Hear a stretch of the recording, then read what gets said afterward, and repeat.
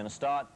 The first person we decided to pick is we just shoot an interview with a person and don't edit it, just run it raw. This one, unfortunately, is with Johnny Lydon. Or fortunately, for you viewers at home, Johnny isn't the easiest person in the world to interview, as you will see. This was done on the West Coast while my good friend TDM was on holiday, so an unfortunate journalist from Vancouver sat in his place and was subject to Johnny. Anyway, this is how it ran. Time's in the corner so you can follow along at home. Here we go. Johnny Lydon, taping the raw to the limits. The rest of them. Okay, anytime, Dan. Okay, you're rolling then. So, John, your new album, how long has it been out now? Well, a couple of weeks. So, like February? Thereabouts. And it's your 10th album.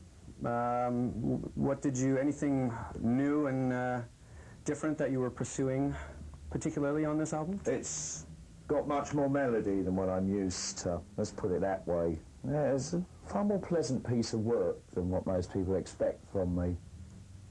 We deliberately confined ourselves to a rock sensibility. That's the four walls that we're working within at the moment. And I think it's jolly good for us. It's a nice discipline. You know, I mean, you can be avant-garde forever, and really that becomes very boring. It's too easy. Too easy, so you've done your experimenting and your... Not completely, but for the moment, yeah. Because I noticed there seems to be a lot of new experimenting on this album. Like you trying... Well, within the confines of what is cliche called rock. Yeah. Vague term in itself. Mm-hmm. But it is generally more traditional, not as far as, you know, four chords kind of thing, but accessible, you think? You think it's like more accessible to more people? I doubt that. Have to be honest. You know, this voice is not your average. Other people find me extremely irritating. So you're generally happy with the outcome of it, and how's the reviews been? I don't read reviews, I couldn't care less about that. I know it's a fine piece of work, that's all that matters. And no third-rate journalist is going to tell me otherwise. But just the buzz around town, has it gone over any differently in the States? I don't listen to gossip. So you're happy with it, moving on to new projects? Well, yes. I mean, we've already started writing a new one. It's the way it is. So, you've got, are these new members on your tour as opposed to the album? There are 2 new members for the tour, yes. We lost the old drummer, which was no loss at all, really, now that I come to think of it. We've got Mike Joyce at the moment. He used to be with the Smiths, I believe, and Teddy Chow, who has toured with us in the past. And you're, who was the producer on this album, and what sort of input did you have? Dave Jordan. He was useful and not expensive. Is this the first time you've used him, and you think he's made the sound of the album any much more different than the other ones, or? Well, we wanted a guitar-based record, and that's what he's very good at. He's getting very good guitar sounds. So, yes, we're pleased. Just as far as, like, you know, rock and roll in general, and just like what you were saying about being more closer to guitar rock and stuff like that, are you, what are your thoughts are you fed up with a lot of, I don't know, how the masses of people are, like, leaning more towards guitar rock, you think, at all? Are they? I thought they were running into disco at full speed and sampling and all that cliched nonsense out there. Can't bear that stuff. It's just too trivial for me. Do you think that there's a lot of people who, say, listen to more pared down rock and roll like 10 years ago, and then there's a new generation of people now who see someone with green hair walking down the street and have no, you know, they grew up with it since, you know, like 16-year-olds now, they grew up with people with green hair.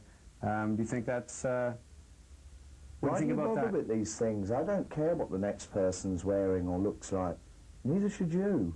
No, well, what do you think about these, you know, people like, do you think that, you know, 16-year-olds who are into punk rock, do you think they're into the same reasons as people were 12 years ago? Couldn't care less. It doesn't bother me. It's nothing to do with me. Right. So you're, the tour, how far are you into it in beginning of April here? 3 weeks so far. It looks like another agonising 3 weeks to go. How far are you going with it? Just North America? All over, yes. All over America. Just the one little Canadian visit. Sorry, folks. You just ain't got the kind of money I'm interested in. You've been to Vancouver before. What do you think of Vancouver? That'll ruin my career. You've been to Vancouver. Have you done much exploring around? Yeah, we play up here quite a lot. Your original drummer was from Vancouver. Yeah, he was. But God knows where he is now. You don't hear from those people that much anymore? Well, he's deeply mentally disturbed, so he could be anywhere on this planet. Poor Jim Walker. Miss you, mate. What is the name of the new single? And tell us about it. It's called Covered, and it's about the thrills and wonders of sex. With or without condoms. So have you changed your attitude towards sex over the years? No. It just takes longer now. Covered is a completely different sounding song than anything Public Image has done before. Was that, did you start off going, you know, at the end of the last album say, I'm going to go ahead and do this, or is this something that just gradually happened? Well, it's a part of the album, isn't it? And I've already run into that, explained why this album sounds the way it does. I'm not going to repeat myself. Or make your job any easier.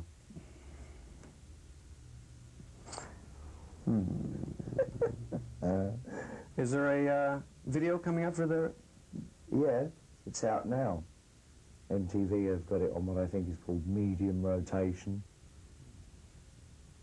So where did you shoot that? And Tijuana, Mexico, in front of a live audience. It was good fun.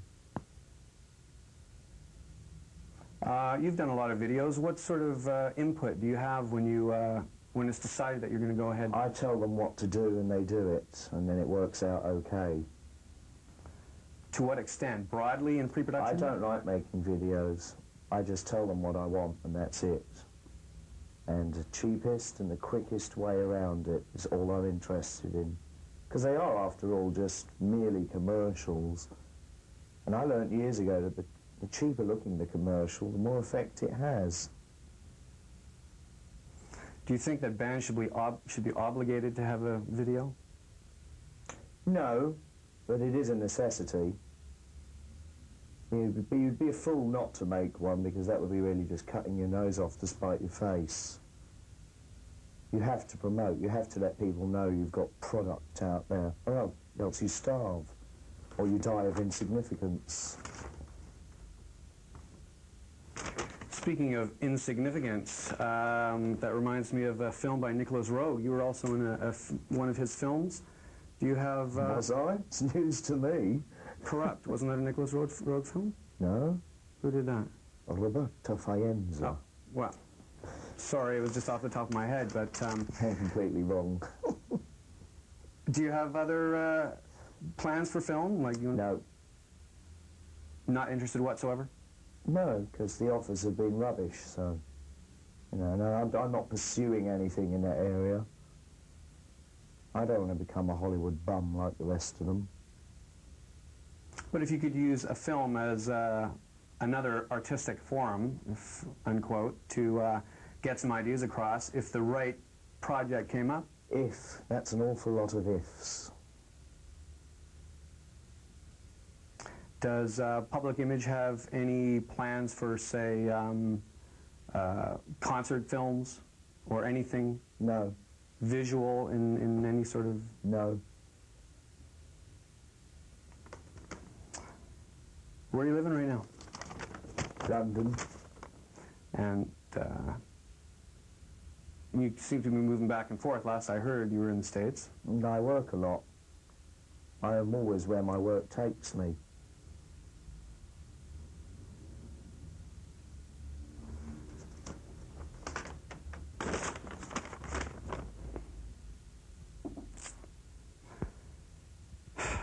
Got any broad plans after the tour? No. I expected all this. Let's call it a day then, I'm fine. Okay, well, let me... You're obviously stumped. Well, I just, not necessarily. Got any, No. Tatty bye. All right. Thank you very much, sir.